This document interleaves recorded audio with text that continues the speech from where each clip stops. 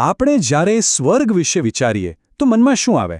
કદાચ બરફથી છવાયેલા પહાડો કે પછી દૂર દૂર સુધી ફેલાયેલો શાંત દરિયા કિનારો. પણ શું એવું બની શકે કે આવું જ એક સ્વર્ગ આપણા ગુજરાતમાં જ હોય? ચાલો આજે આપણે ગુજરાતના એવા જ એક અનોખા ખૂણાની વાત કરીએ. હવે આ તો બહુ મોટો દાવો કહેવાય નહીં, પણ કોઈ જગ્યા માટે આટલા વિશ્વાસથી આવું કહેવામાં આવે તો એની પાછળ કોઈક તો કારણ હશે જ.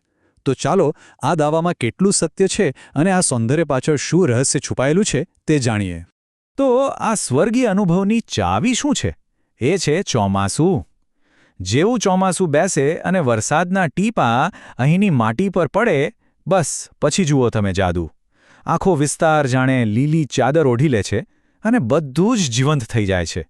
વાતાવરણ જ આખું બદલાઈ જાય છે. તો આપણી સફરની શરૂઆત કરીએ ડાંગના તાજથી, એટલે કે ગુજરાતના એક માત્ર હિલ સ્ટેશન સાપુતારાથી. એને ગુજરાતની આંખોનું સફરજન પણ કહેવાય છે. આવું કેમ, એનો જવાબ આપણને હવે મળશે. સામાન્ય રીતે આપણે સનરાઈઝ પોઈન્ટ પર શું જોવા જઈએ? સૂર્યને ઉગતો જોવા, બરાબર. પણ સાપુતારાની વાત જ અલગ છે. અહીં સૂરજની સાથે સાથે પર્વતોની ખીણમાંથી વાદળો પણ ઉગીને ઉપર આવે છે. એ દૃશ્ય એટલું અદ્ભુત હોય છે, જાણે વાદળોનો આખો દરિયો હિલોળા લેતો હોય. ખાલી સનરાઈઝ પોઈન્ટ જ નહીં, સાપુતારામાં બીજું પણ ઘણું છે. ગવર્નર હિલ્સ, જેને ટેબલ વ્યૂ પોઈન્ટ પણ કહે છે, ત્યાંથી આખા વિસ્તારનો શું મસ્ત વ્યૂ દેખાય છે.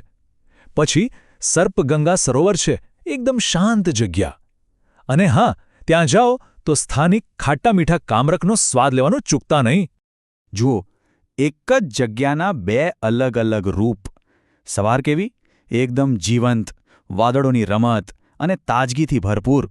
અને સાંજ એકદમ શાંત, મંત્રમુગ્ધ કરી દેનારી. સનસેટ પોઈન્ટ પર ડૂબતા સૂરજને જોતા તો એવું જ લાગે કે જાણે સમય પણ આ સુંદરતાને માણવા માટે થંભી ગયો છે. સારું, તો સાપુતારાની મજા તો માણી લીધી.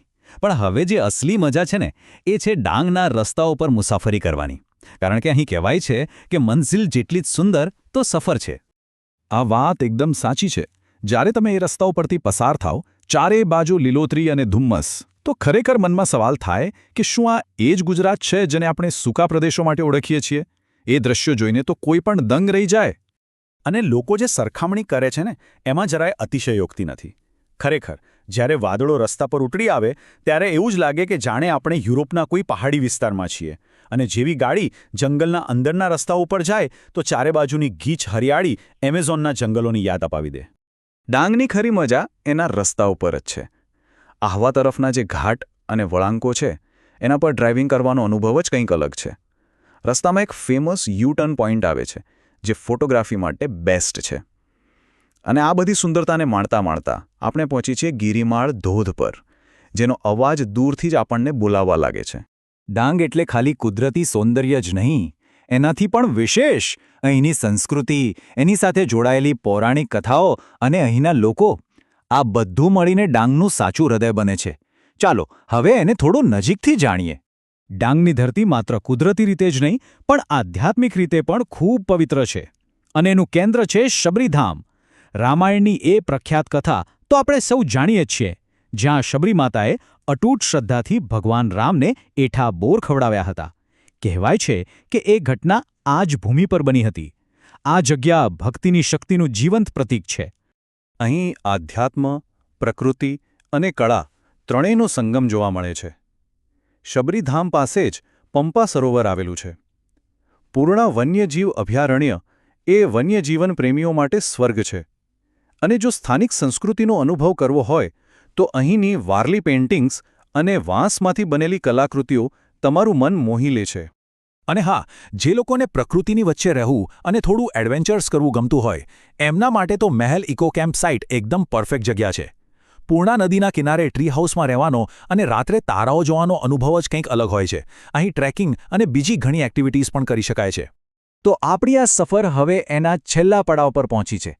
અહીં આપણે ખાલી ડાંગની સુંદરતાની જ નહીં, પણ એને સાચવવાની આપણી સૌની જવાબદારીની પણ વાત કરીશું. આપણી આ યાત્રાનું છેલ્લું ડેસ્ટિનેશન છે ડોન હિલ સ્ટેશન. ગુજરાત અને મહારાષ્ટ્રની સરહદ પર આવેલી આ જગ્યા હજુ પ્રમાણમાં ઓછી જાણીતી છે અને કદાચ એટલે જ એની સુંદરતા એકદમ અકબંધ છે. અહીંની શાંતિ અને ચારે બાજુની હરિયાળી મન પર એકદમ ઊંડી છાપ છોડી જાય છે. આ બધી જગ્યાઓ ફર્યા પછી, આટલી બધી સુંદરતા જોયા પછી મન ખુશ તો થાય જ છે, પણ સાથે સાથે એક વિચાર પણ આવે છે. એક ચિંતા પણ થાય છે કે આ જે સ્વર્ગ આપણે આજે માણી રહ્યા છીએ, શું તે ભવિષ્યમાં પણ આવું જ રહેશે? આને સાચવવાની જવાબદારી કોની? અને દુઃખની વાત એ છે કે આ જવાબદારી નિભાવવામાં આપણે ક્યાંક ને ક્યાંક ચૂકી જ જઈએ છીએ. પ્લાસ્ટિકની બોટલો, વેફરના ખાલી પેકેટ, આવી વસ્તુઓ જ્યારે આ લીલીછમ જગ્યાઓ પર પડેજી દેખાય ત્યારે એ આઠી સુંદરતા પર એક ડાઘ જેવું લાગે છે. અને આ જ સૌથી મોટો પડકાર છે. તો આનો ઉપાય શું છે? ઉપાય બહુ જ સરળ છે. આપણે ખાલી પ્રવાસી નહીં, પણ એક જવાબદાર પ્રવાસી બનવાનું છે. આપણે જે જગ્યાએ જઈએ ત્યાં કચરો ન કરીએ અને બીજા કોઈને કરવા પણ ન દઈએ. જો આપણે ફક્ત આટલું જ કરીશું તો ડાંગ જેવું આ સ્વર્ગ માત્ર આપણા માટે જ નહીં, પણ આપણી આવનારી પેઢીઓ માટે પણ હંમેશા પૃથ્વી પરનું સ્વર્ગ જ બની રહેશે.